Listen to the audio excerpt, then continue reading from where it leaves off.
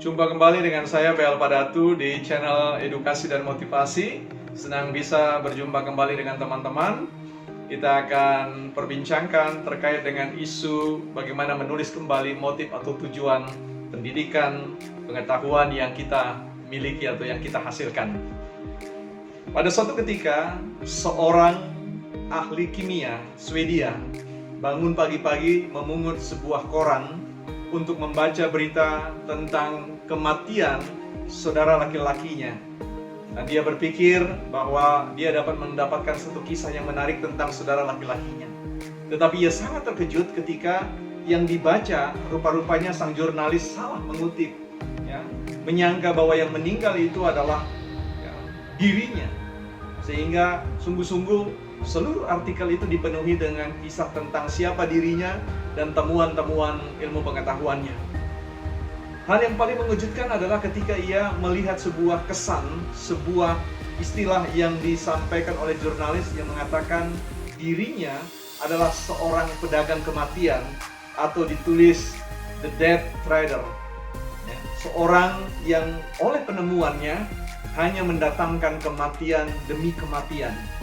Menyaksikan tentang pengetahuan, ilmu pengetahuan hasil karya ciptanya itu mendatangkan kesan yang seperti itu, laki-laki ini merasa sangat sedih dan kemudian memberikan inspirasi dan membangun satu komitmen untuk membalik cerita itu, sehingga ia bertekad untuk mengumpulkan semua hasil, semua pendapatan yang ia peroleh dengan semua hasil karya ciptanya, dan kemudian dia abdikan untuk memberikan sebuah hadiah jutaan dolar kepada siapa saja yang berhasil menemukan karya ilmu pengetahuan atau karya intelektual yang mendatangkan perdamaian bagi siapa saja. Nah, pada akhirnya, pada kisah kehidupannya, sekarang laki-laki itu bukan lagi dikenal sebagai salah seorang pedagang kematian atau the death trader, tetapi ia sekarang dikenal sebagai seorang, yaitu pembuat perdamaian. Nama laki-laki itu adalah Alfred Nobel, yang akhir namanya digunakan sebagai nama penghargaan bagi karya cipta perdamaian di seluruh dunia. Nah, tidak peduli Anda bekerja di mana, tidak peduli Anda seorang ahli apa, yang perlu Anda pastikan, yang perlu kita pastikan adalah bagaimana kita membayangkan hasil akhir dari karya cipta pengetahuan kita. Apakah yang kita wariskan kepada generasi berikutnya adalah karya pengetahuan yang dapat mendatangkan kemaslahatan bagi hidup orang banyak, atau justru membuat generasi yang mendapatkan sesuatu dorongan untuk menghancurkan kehidupan satu dengan yang lain.